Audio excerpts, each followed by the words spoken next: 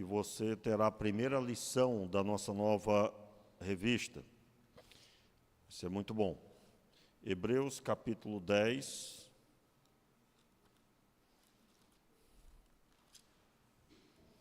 A partir do verso 20. Vamos ler a partir do verso 19, melhor. Amém? Todos encontraram? Diz assim a palavra de Deus. Portanto, irmãos, tende ousadia para entrar no Santo dos Santos, pelo sangue de Jesus, pelo novo e vivo caminho que ele nos consagrou pelo véu, isto é, pelo seu corpo. E tendo grande sacerdote sobre a casa de Deus, cheguemo-nos com verdadeiro coração, em plena certeza de fé, tendo o coração purificado de má consciência e o corpo lavado com água limpa. Guardemos firmes a confissão da nossa esperança. Vamos repetir aí, verso 23 mais uma vez. Guardemos firmes a confissão da nossa esperança, pois fiel é aquele que fez a promessa. Vamos orar? Meu Pai, tenha misericórdia de nós, nos abençoe com a compreensão da Tua palavra e que absolutamente, Senhor, sejamos edificados nessa noite, que possamos, Pai, sair daqui dizendo assim o Senhor ministrou meu coração e que absolutamente, Senhor, seja o Teu nome exaltado, Tua palavra viva manifesta em nossos corações. Sim, Senhor, nós precisamos que o Senhor abra os nossos olhos, que o Senhor nos conduza em fé, e assim, Pai, diante da Tua palavra, pedimos misericórdia sobre nós, no nome de Jesus. Amém e amém. Amém, queridos? Meus irmãos, esse texto é o texto de Hebreus, que fala aos judeus. O texto de Hebreus foi escrito para os judeus que se converteram, mas haviam deixado a fé, haviam se enfraquecido, e também para pregar o evangelho aos judeus. Os judeus aqui, na linguagem que eu estou falando, aqueles que eram profundos conhecedores da lei e que eram do judaísmo, a religião judaizante.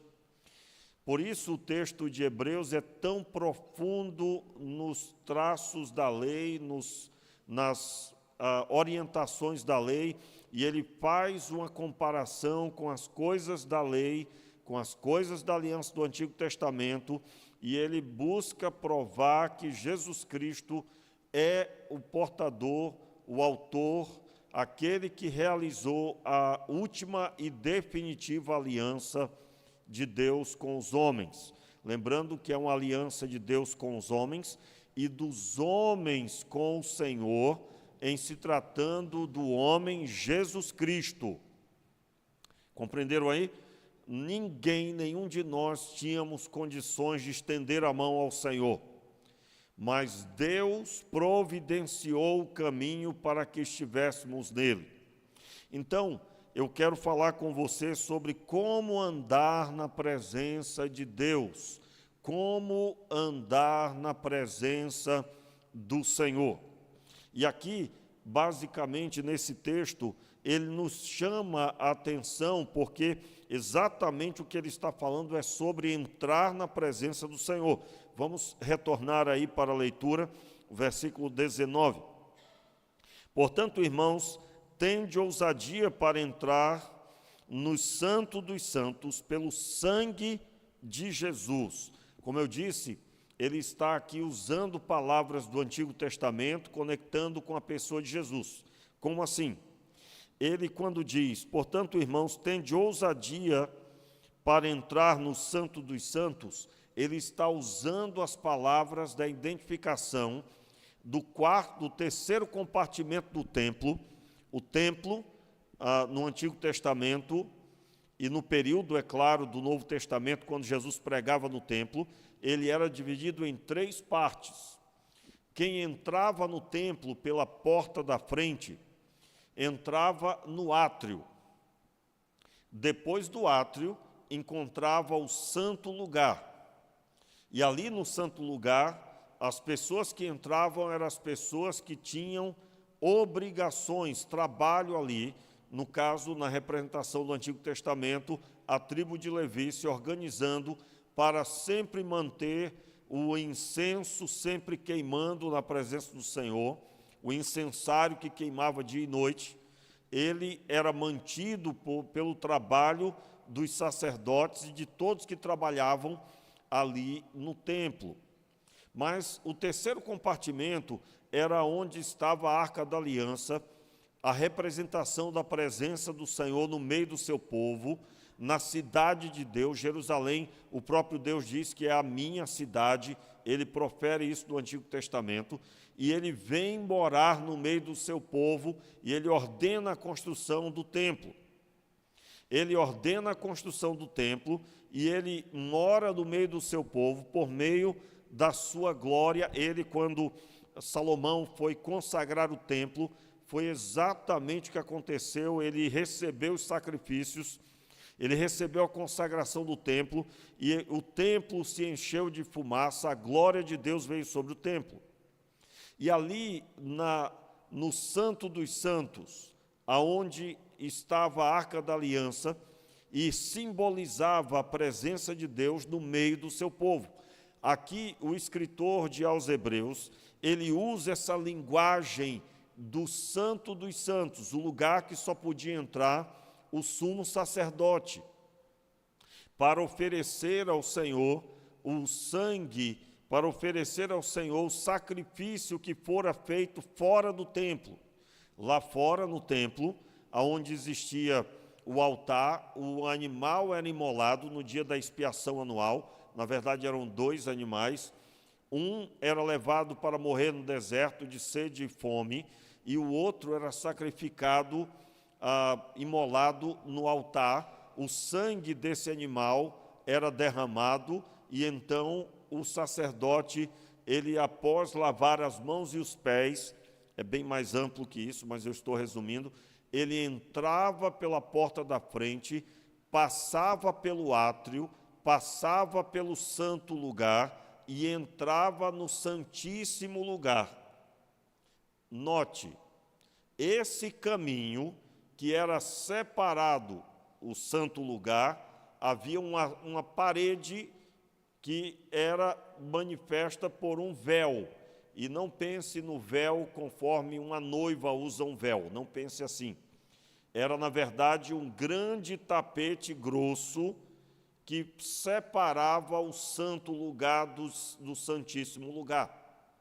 O termo véu é para simbolizar a linguagem da glória que foi coberta quando Moisés teve o seu rosto iluminado por ter permanecido com Deus 40 dias na presença do Senhor no monte.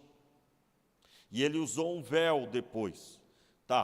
Mas quando nós pensamos isso, o véu, e o próprio Deus disse que assim deveria ser um véu também, ali está manifesto a divisão entre o santo lugar e o santíssimo lugar. No santíssimo lugar, só o sumo sacerdote podia entrar, só o sacerdote maior, principal, o líder de todos os sacerdotes podia entrar. E aqui, agora, vamos ler depois dessa explicação mais uma vez o verso 1. Portanto, irmãos, tendo ousadia para entrar no santo dos santos, note que o escritor diz, portanto, irmãos, essa linguagem não existia no Antigo Testamento. Porque só entrava no santo dos santos quem? Somente o sumo sacerdote.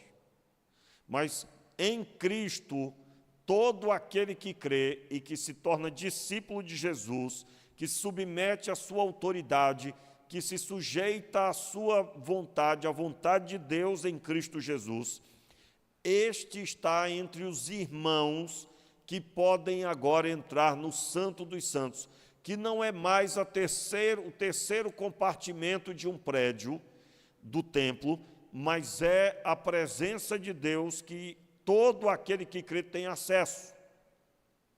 Amém, queridos? Quantos estão entendendo? Digo amém.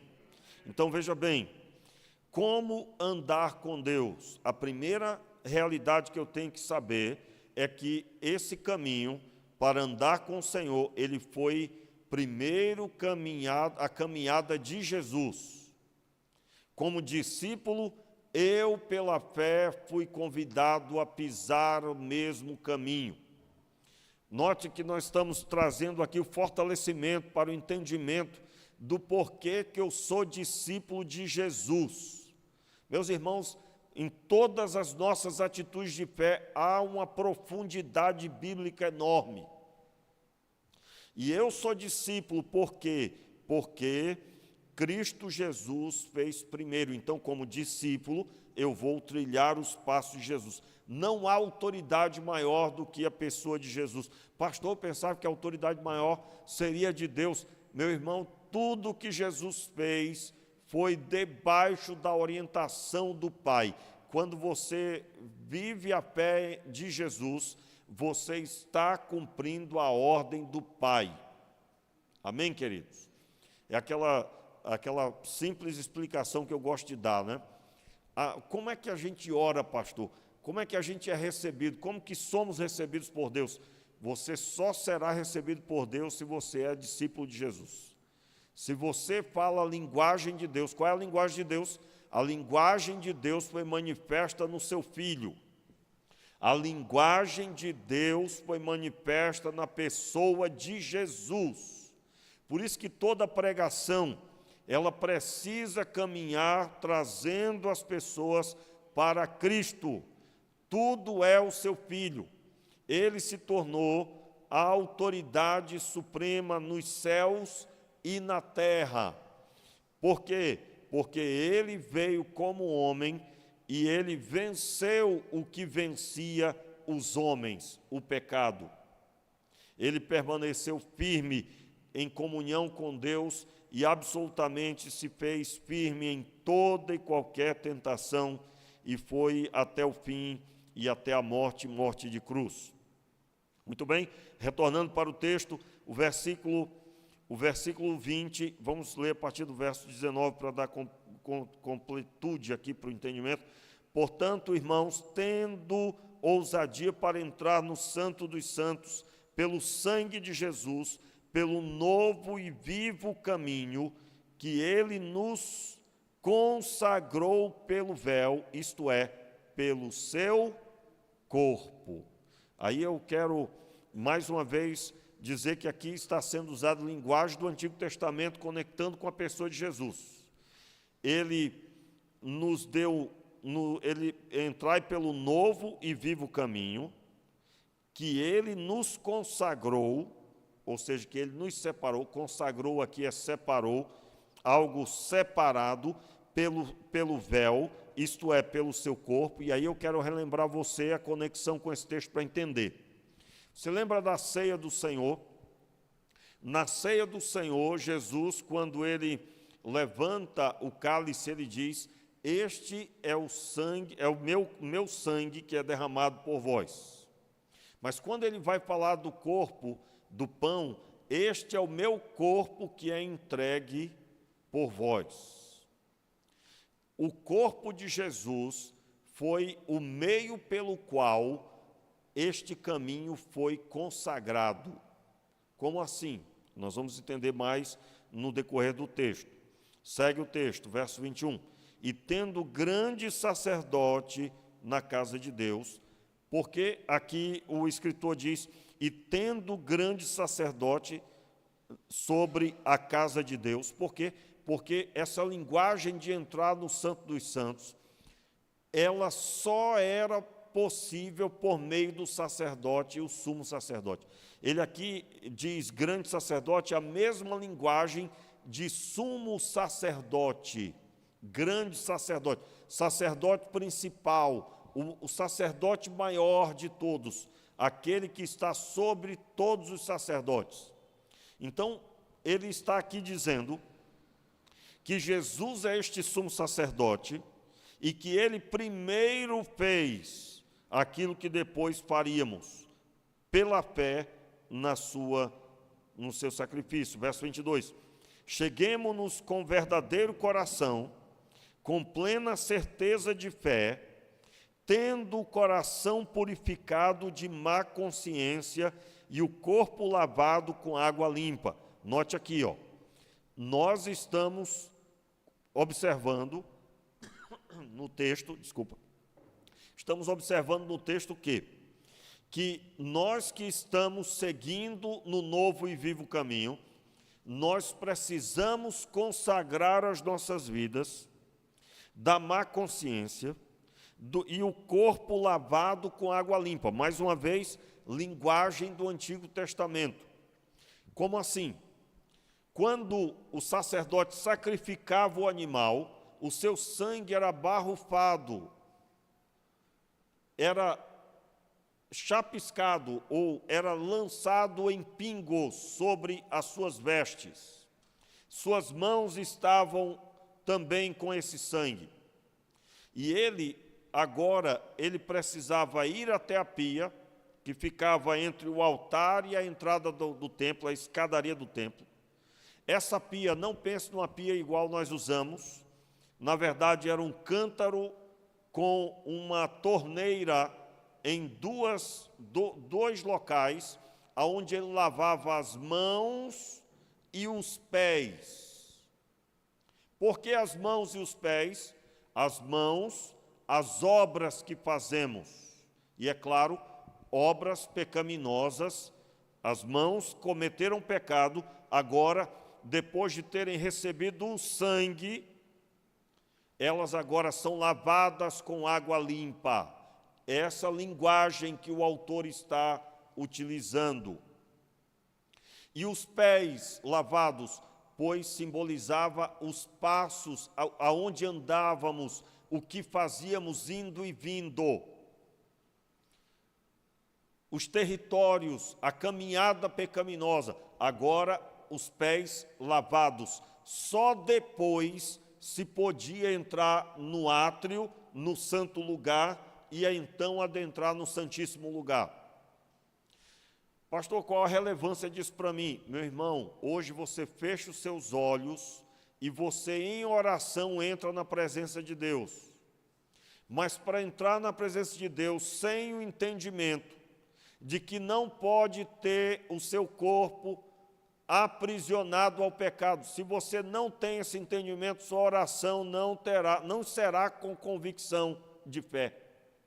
Note aqui, versículo 22, mais uma vez. Cheguemo-nos com verdadeiro coração, em plena certeza de fé. Que fé é essa? Eu vou achegar-me com as mãos pecaminosas, atos pecaminosos. Eu vou me achegar tendo caminhado por caminhos tortuosos. Não vou purificar com água limpa. Não é possível isso. Pastor, mas isso é coisa do Antigo Testamento. O princípio continua sendo aplicado. O princípio continua sendo aplicado. Qual é o princípio? Eu, como discípulo de Jesus, vou andar como ele andou. Jesus tinha os pés sujos do pecado? Não. Jesus tinha as mãos sujas do pecado? Não. Então, como discípulo, eu preciso andar como ele andou. Claro, eu poderia ler aqui os textos que falam essas palavras. Assim como ele andou, os seus discípulos devem andar. Assim como ele se deu completamente, nós devemos nos dar. Poderíamos ler esses textos, mas eu estou buscando permanecer na interpretação destes versículos aqui. Meus irmãos, como andar na presença de Deus? Pastor, qual a relevância dessa pregação? Meu irmão, existem pessoas que entendem que, dependendo do que aconteça, ela não pode mais andar na presença de Deus. Dependendo de como ela esteja, Deus não vai recebê-la, Deus não vai aceitá-la. E eu, é claro, vou me antecipar aqui em algumas informações para o nosso momento hoje, porque ela é de suma importância para que você tenha elucidado essa dificuldade, se é que você a tem. A convicção de fé é algo precioso, meus irmãos. Por quê? Porque o inimigo, quando chega perto de uma pessoa, ele vai tentar desestabilizar a fé dela. E ele é acusador, ele vai tentar dar a você uma vara para pescar e você pescar pecados anteriores que Deus já perdoou. A Bíblia diz que Deus lança os nossos pecados no abismo. Pois é, o diabo deve ter um monte de vara de pescar para lhe dar, para você ir lá buscar de volta aquele pecado. Não, eu não creio que fui perdoado, não. Aí começa, aí abriu-se uma brecha na muralha. E a pessoa tende a desanimar e dizer, certamente Deus não está comigo. E aí ela vai. E daqui a pouco ela já não sabe mais o que ela é na fé. Eu digo a você, eu não encontrei até hoje uma pessoa fraca na fé que estivesse lendo a Bíblia e orando. Não encontrei. Todas elas começou com um pensamento, com uma dúvida, com uma crise, e ali foi dando liberdade, foi, e aí veio tudo por água abaixo. Quero deixar claro que nós compareceremos diante do Senhor, e nós prestaremos conta dos nossos atos, e os nossos atos precisam ser conforme a Escritura, para que naquele dia nós sejamos aprovados. Muito bem, o versículo 23, mais uma vez, continuando. Guardemos firmes a confissão da nossa esperança. O que é a confissão da nossa esperança? Vamos terminar de ler. Guardemos firmes a confissão da nossa esperança, pois fiel é aquele que fez a promessa. Como assim? Aquele que fez a promessa cumprirá o que prometeu. Mas se você não sabe o que ele prometeu, como eu posso estar firme na promessa? O que é que nós estamos fazendo aqui hoje à noite? Nós estamos examinando a promessa. Que promessa é essa? Que ele preparou um caminho, e esse caminho é o novo caminho pelo seu sangue, o sangue de Jesus Cristo. Este novo caminho foi feito para que você andasse. Você vai para o trabalho, volta, vai para a escola, universidade, para a casa dos amigos, familiares, vem para a igreja, sai da igreja, onde você estiver, 24 horas por dia. Você é convidado a andar com Deus. E para andar com Deus, você precisa entender a promessa. Muito bem. Então, o texto declara que nós devemos, versículo 22, cheguemo-nos com verdadeiro coração, em plena certeza de fé, tendo o coração purificado de má consciência e o corpo lavado com água limpa. Muito bem. Agora, deixa marcadinho aí nesse texto e vamos para o texto de Isaías 59. Isaías 59, eu gostaria que você abrisse a sua Bíblia. Vamos lá? Antigo Testamento, Isaías, capítulo 59. Diz assim a palavra de Deus, o versículo 1 em diante. Eu quero aqui, irmãos, observar com você qual a condição do pecador, para nós entendermos o valor desse novo e vivo caminho. Andar com Deus é algo que só podia ser conquistado por Cristo Jesus. Somente por Jesus Cristo. E aí você vai sair daqui hoje, você que já agradece a Deus pelo novo e vivo caminho, você vai agradecer muito mais. Eu creio. Porque essa é a sensação que eu tenho. É a sensação de amor, de graça, de misericórdia que Ele teve para comigo. Vamos fazer aqui um breve levantamento da condição do pecador e de como que Ele nos resgatou por seu amor e graça. Diz assim a palavra. Deus falando com o povo de Israel, Ele disse assim: certamente a mão do Senhor não está encolhida para que não possa salvar, nem surdo o seu ouvido para que não possa ouvir. Contudo, as vossas iniquidades fazem divisão entre vós e o vosso Deus, e os vossos pecados encobrem o seu rosto de vós, para que não vos ouça. pois as vossas mãos, note aqui como é que está, ó. Aliás, antes de continuar, o versículo 2 declara bem forte o quê? Contudo, as vossas iniquidades fazem divisão entre vós e o vosso Deus. O verso 1 começa dizendo: os seus ouvidos não estão surdos que não possam ouvir. A sua mão não está, como é que está o texto? Certamente a mão do Senhor não está encolhida. Os seus ouvidos não estão surdos. Deus vê tudo, Deus ouve tudo, Deus tem capacidade de estender a mão aonde Ele quiser. Contudo, verso 2, contudo, as vossas iniquidades fazem divisão entre vós e o vosso Deus, e os vossos pecados encobrem o seu rosto de vós. E ele não tem, e aqui não há como ouvir. Agora veja bem, esse ouvir aqui é realizar o que os homens pedem. Porque ouvir de audição, claro que Deus ouve. Seus ouvidos não estão surdos. O texto deixa claro. Amém, queridos? Deus ouve tudo. Aliás, ele sabe, outro texto diz que ele sabe o que vamos falar antes da palavra vir à boca. E a gente sabe que para a palavra vir à boca, ela passou pela mente. O raciocínio aconteceu. Então, Deus sabe antes de tudo isso.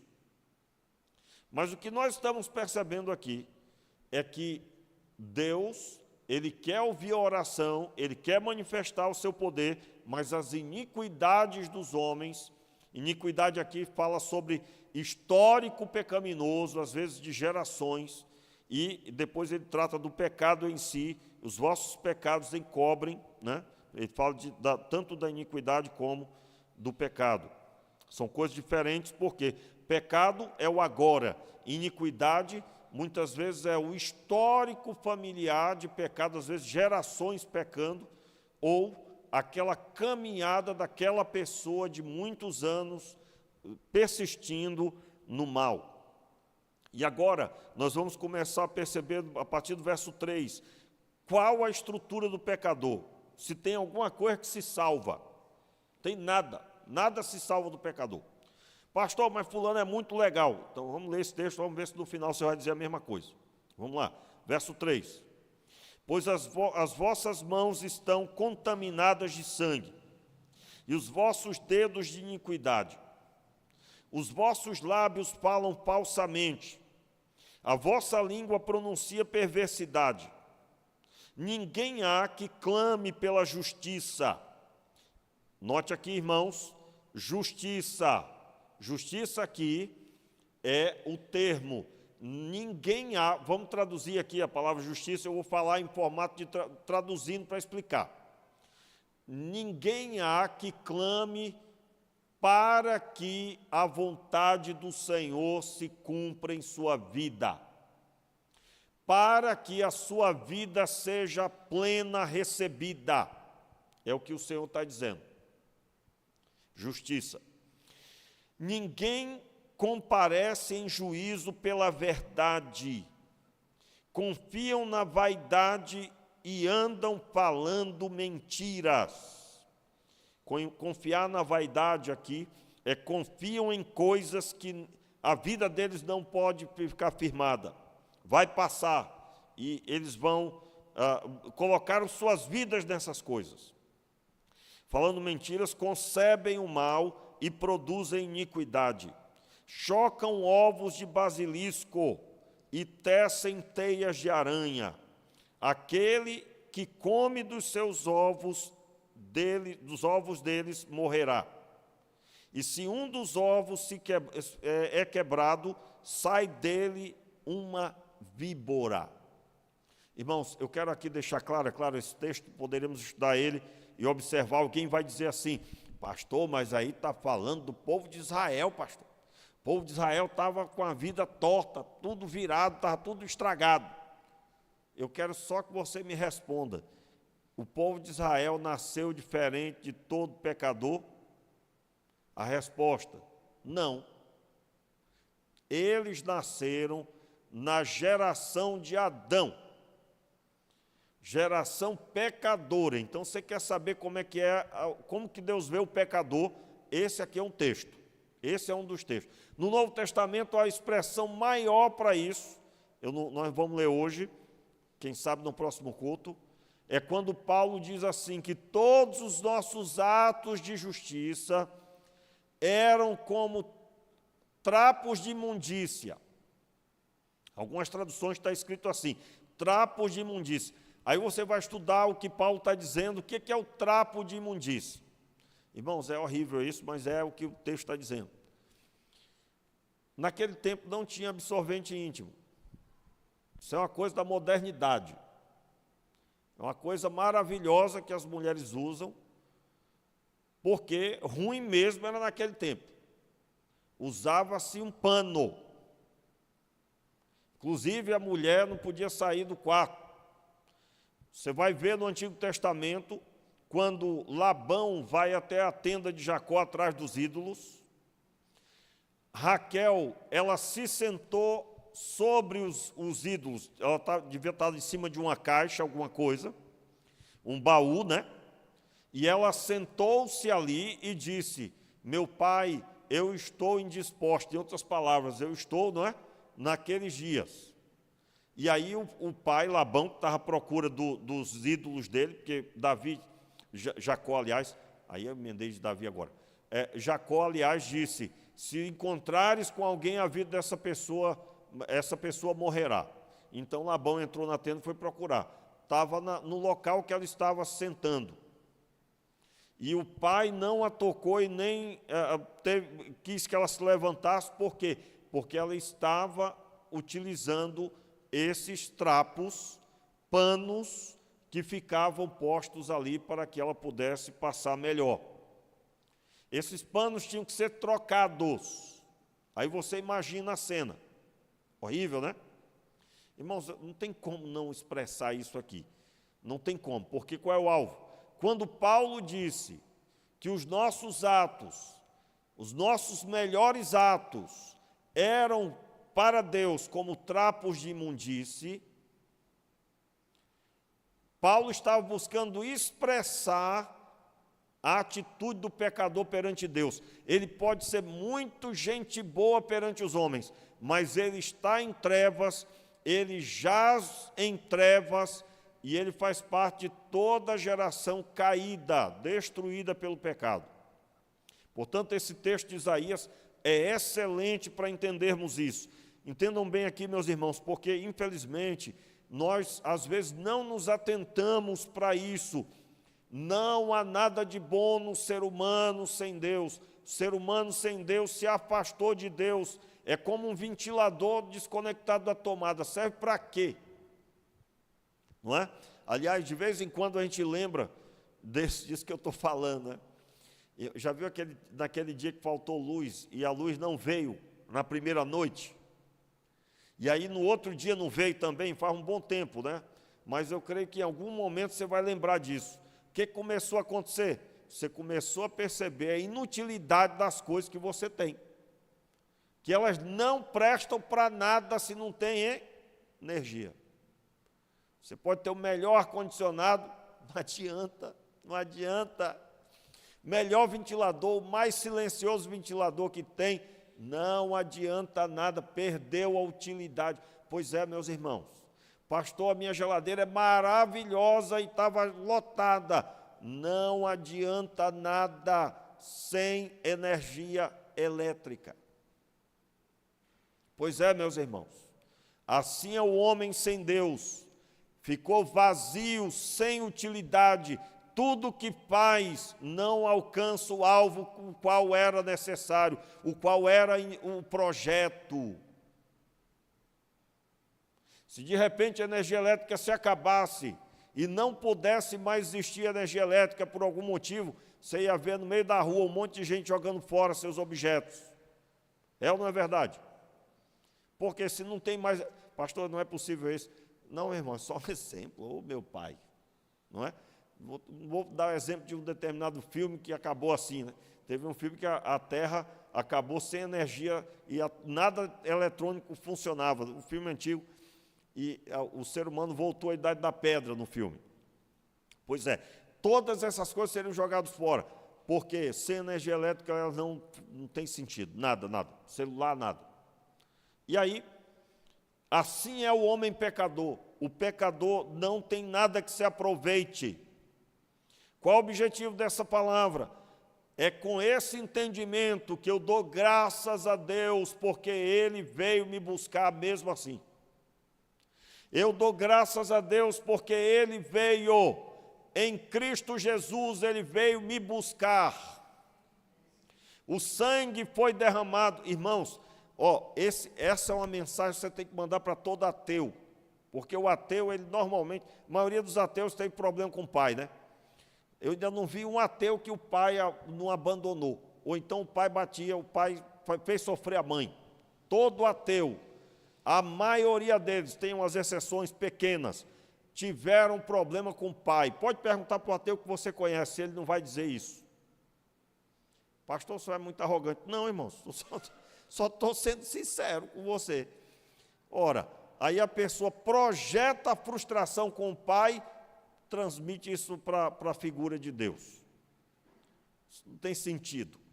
Aí normalmente vem e fala, como é que pode? Deus existe como? Olha o mundo como é que está. Meu irmão, há mais de 2000 anos, porque é muito mais tempo, que é desde o começo, Deus veio buscar os homens, Deus quis relacionamento com os homens, desde o começo. Mas em Cristo Jesus, Ele que é responsável pela sua criação, providenciou um novo e vivo caminho. Ele veio buscar os seus filhos. Ele nos constituiu filhos. Somos parte de sua família por amor e graça dele. Só para chocar um pouquinho mais aí, vamos lá, versículo 6. É isso? Verso 6.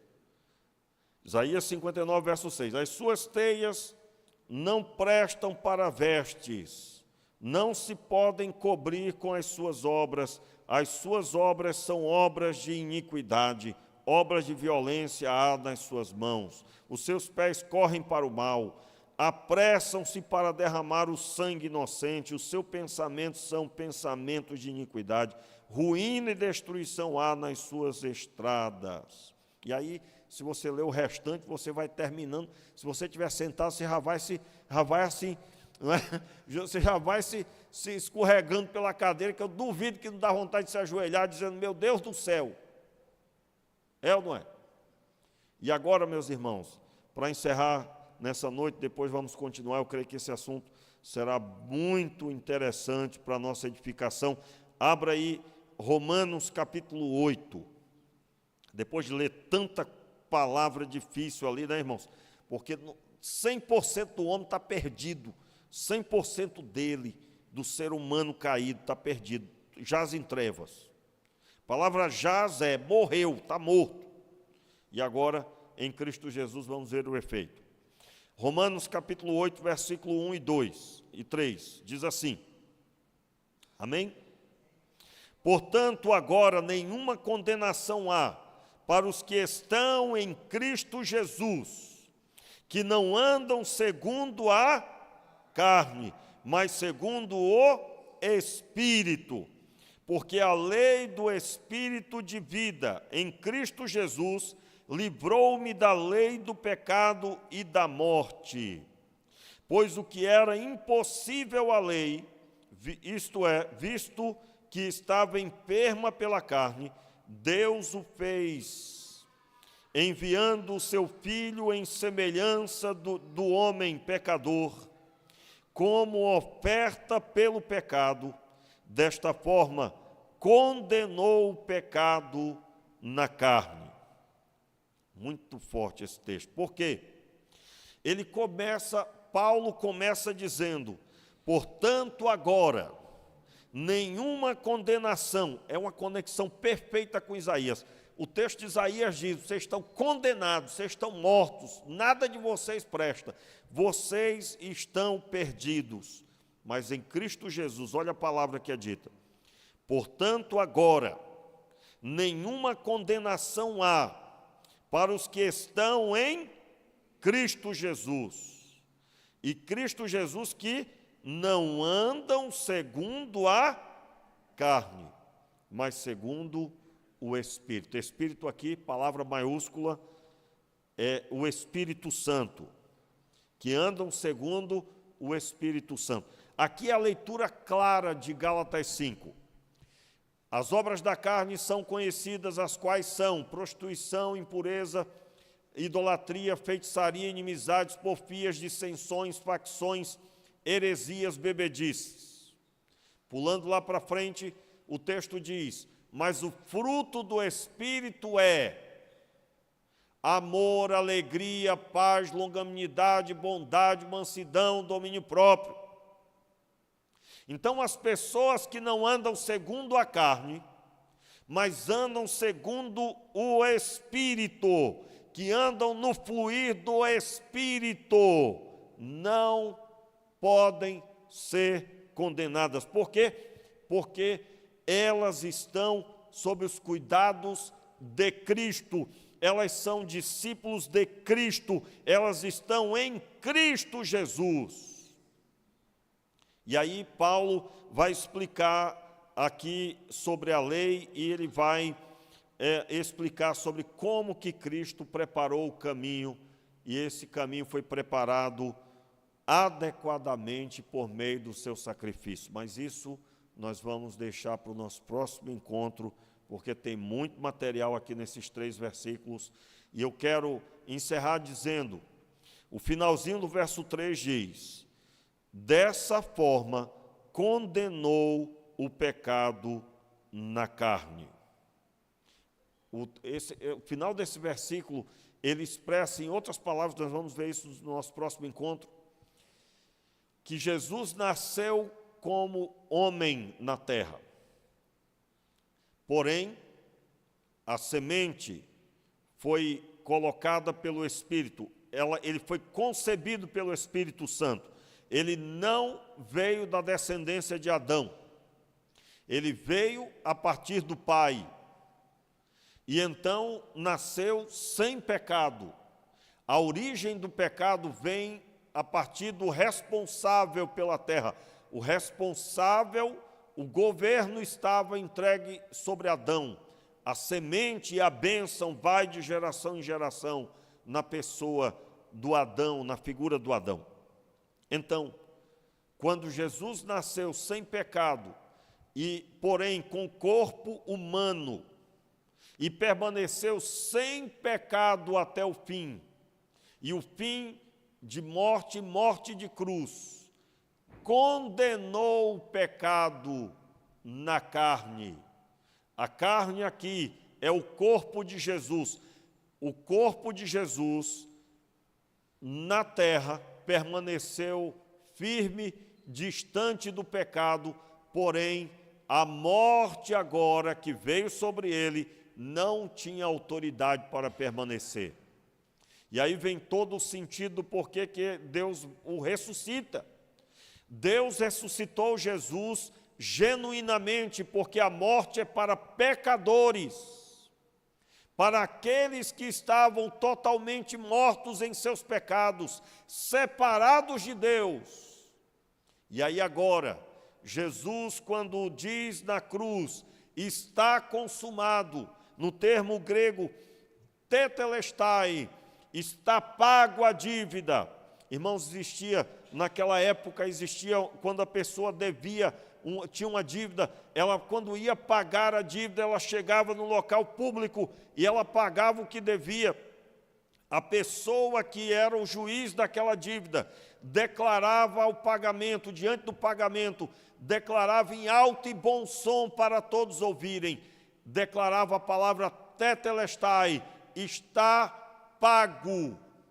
E o escrito de dívida era rasgado, finalizada a dívida. Foi a declaração de Jesus na cruz do Calvário.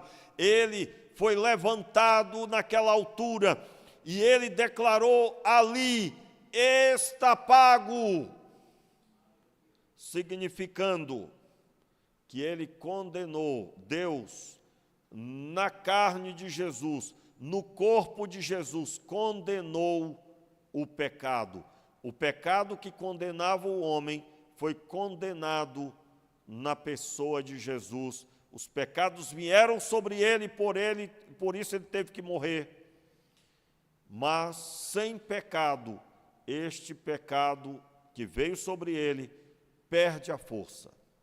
E ele ressuscita. E agora todo aquele que caminha sob os cuidados dele como seu mestre e Senhor, como Senhor e Salvador, está na linguagem de Paulo, agora nenhuma condenação há para os que estão em Cristo Jesus. Como andar na presença de Deus, meus irmãos? Como andar na presença do Senhor? É com essa genuína fé, com verdadeiro coração purificado da má consciência, tendo o corpo limpo com água limpa. Sim, meus irmãos, nós somos convidados a andar com Deus com esta convicção de fé. Note que não é o mérito seu, mas é o mérito de Deus em ter enviado o seu Filho. Portanto, quando o diabo vier te acusar, você lembra a ele o que Deus fez. Cristo Jesus é o meu Senhor e Salvador. Não, mas você fez e aconteceu. Sim, eu fiz tudo isso, mas ele me perdoou. Eu fui perdoado, o sangue foi derramado. A minha dívida foi paga. Ele declarou o tetelestai, ele declarou a dívida foi encerrada. E eu quero, meus irmãos, convidar você a se pôr de pé e agradecermos, porque é muito amor e graça, irmãos. É muito amor. Não tem nada que nós possamos fazer para alcançar esse amor e graça. Portanto, quando você fica lá servindo a Deus e você se acha, rapaz, eu fiz tudo isso para Deus hoje. Irmão, desculpa, mas é muito engraçado. Hein? O altivo, o soberbo, a pessoa que acha que é o melhor filho que tem, não tem? Você já viu isso? Eu já vi, na minha caminhada eu já vi. A pessoa acha que fez alguma coisa. Meu irmão, você não fez, foi nada. Tudo foi ele que fez. Você não ora se não for ele com a mão dele. Você não estaria aqui se não fosse ele. Então quero deixar claro aqui nessa noite, é com grande alegria que temos que agradecer, porque ele preparou um novo e vivo caminho. Pai, muito obrigado, Senhor. Muito obrigado, Senhor, por tudo que o Senhor providenciou. Para nós não merecíamos, Senhor, nossos atos só merecíamos a morte. Mas o Senhor nos amou, o Senhor cuidou de nós. Muito obrigado, Senhor. Queremos te agradecer, Pai. E te pedimos, Pai, fortaleça os nossos braços, as nossas pernas, para caminharmos todos os dias na Tua presença. Sim, Pai, andarmos na presença do Senhor, pelo novo e vivo caminho, pelo sangue de Jesus. Oramos, Pai, pedindo a Tua graça e misericórdia, sarando o nosso coração, retirando de nós toda a inferioridade, todo sentimento de pequenez, de que nós não fomos amados por Ti. Senhor, retira tudo isso do nosso coração, sare o nosso coração, e que a cruz de Cristo, que o sacrifício de Jesus seja sempre suficiente para trazer paz e graça aos nossos corações. E agora